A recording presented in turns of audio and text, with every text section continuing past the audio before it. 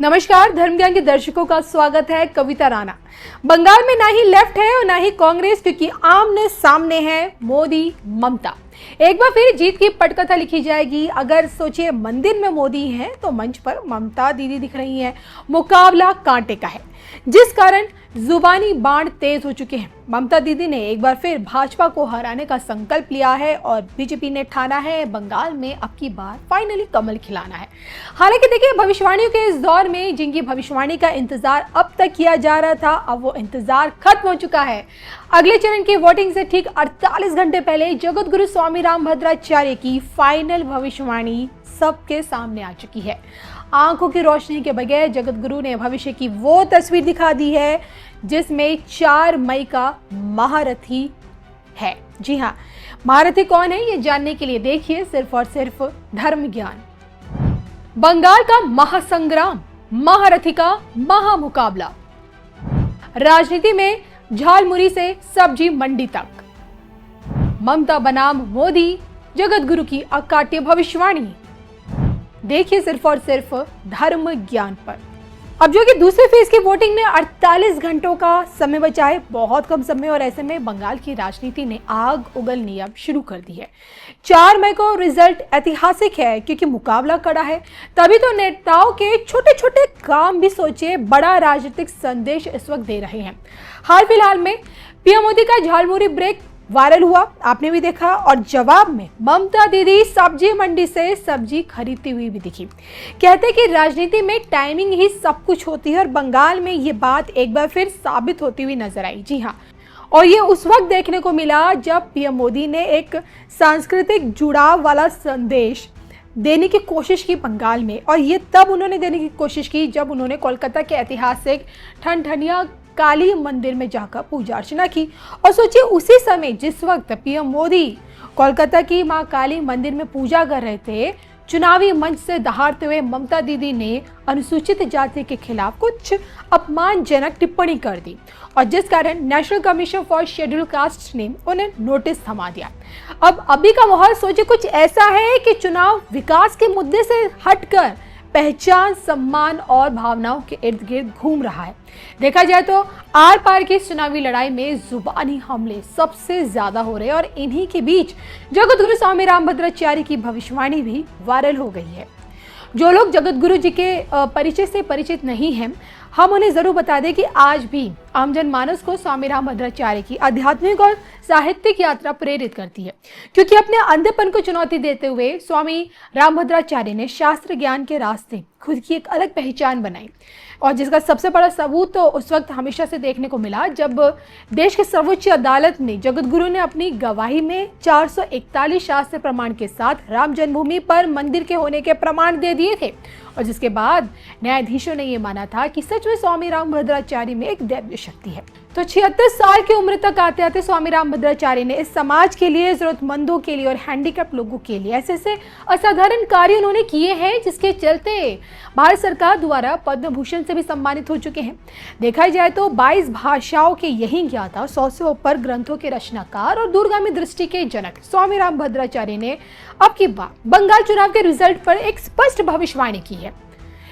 इस बार स्वामी रामभद्राचार्य ने सभी 5 राज्यों में भाजपा के बेहतर प्रदर्शन की उम्मीद तो की है, लेकिन जहां बात सोचिए पश्चिम बंगाल की आती है, वहां उन्होंने मुख्यमंत्री ममता बनर्जी के संदर्भ में साफ साफ बड़ी भविष्यवाणी कर दी है। ममता दीदी को लेकर जगत गुरु का यह साफ कहना है कि जिस प्रकार ममता बनर्जी ने अपने शासन व्यवस्था में घुसपैठ को बढ़ावा दिया, वर्ग विशेष के दबाव में तुष्टीकरण के तहत जिस प्रकार हिंदुओं को दमन किया, इसका सबक उन्हें इस चुनाव में मिलेगा और दीदी हार जाएंगी। मतलब बिल्कुल साफ है कि जगत गुरु स्वामी रामभद्राचार्य की भविष्यवाणी में ममता दीदी की हार है। गौर करने वाली बात यह कि जगत गुरु स्वामी रामभद्राचार्य संत समाज से आते हैं और राजनीतिक विषयों पर उनकी अधिकतर भविष्यवाणियां हमें एक लंबे समय से सत्यता की कसौटी पर दिखी भी हैं।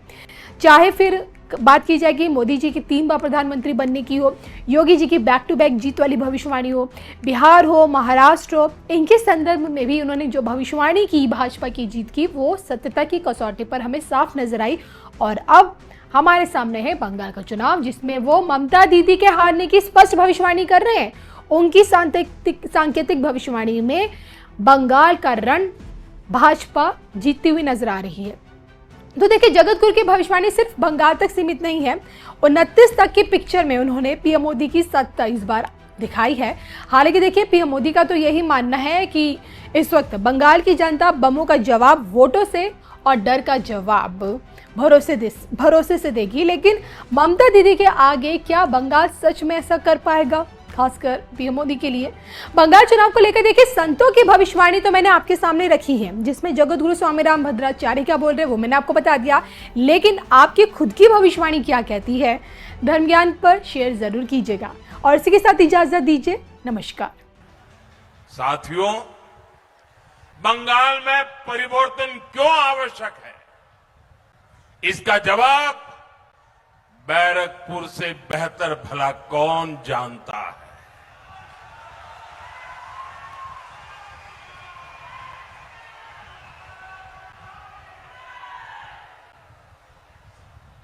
जिस बैरकपुर में बाहर से लोग काम के लिए आते थे, आज स्थिति ये है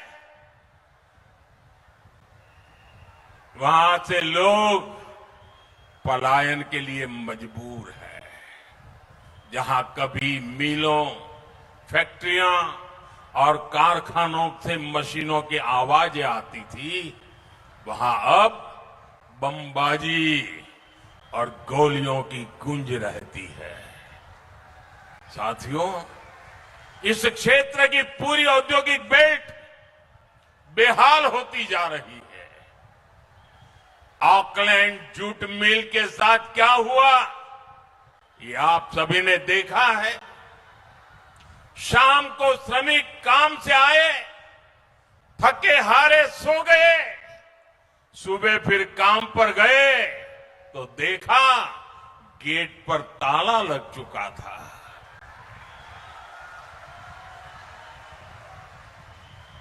ऐसी खबरें आज बैरकपुर का, बंगाल का दुर्भाग्य बन चुकी है।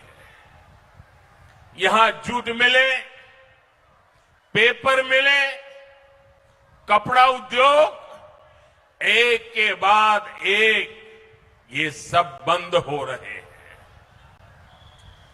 बीते कुछ महीनों में ही बैरकपुर इंडस्ट्रियल बेल्ट में करीब 1 दर्जन जूट मिलें बंद हो चुकी है।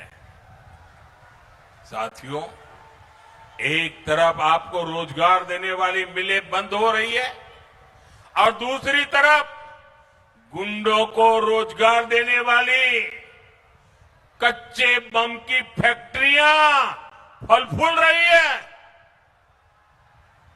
टीएमसी के सिंडिकेट की दुकानों का विस्तार हो रहा है। ये है टीएमसी का महाजंगल राज। आप सोचिए, आपको अपना मकान, दुकान, खेत खलिहान का फैसला करना हो तो टीएमसी के सिंडिकेट को पूछना होता है। तो फिर नई फैक्ट्री और कारखाने लगाने के लिए क्या क्या नहीं करना पड़ता होगा। इसलिए टीएमसी के इस सिंडिकेट को भगाना ही होगा, टीएमसी को हराना ही होगा। हराओगे, पूरी ताकत से हराओगे। साथियों, बीजेपी सरकार यहां जनता जनार्दन का राज लाएगी।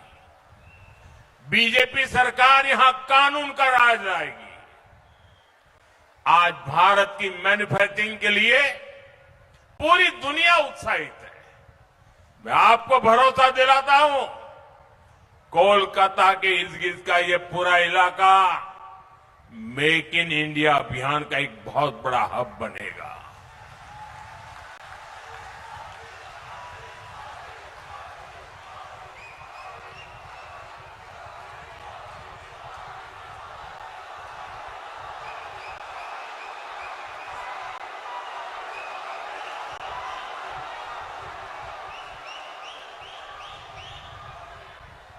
बीजेपी सरकार मिलों और फैक्ट्रियों से जुड़ी हर समस्या का समाधान खोजेगी। यहां जो भी इंडस्ट्री संघर्ष कर रही है उसके लिए बीजेपी सरकार एक ठोस रिवाइवल प्लान बनाएगी।